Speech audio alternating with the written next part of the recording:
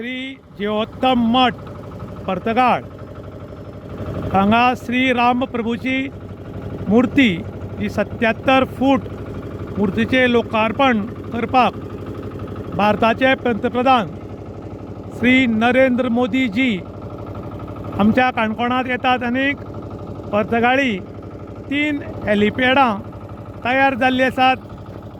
हाचें काम जवळ जवळ 100% जाल्लें आसा. एक नंबर 1, नंबर 2 हांगा हेलिपॅडां देंवयतले आनीक नंबर 3 ह्या हेलिपॅडाचें 100% काम आयज कंप्लीट जाल्लें आसा.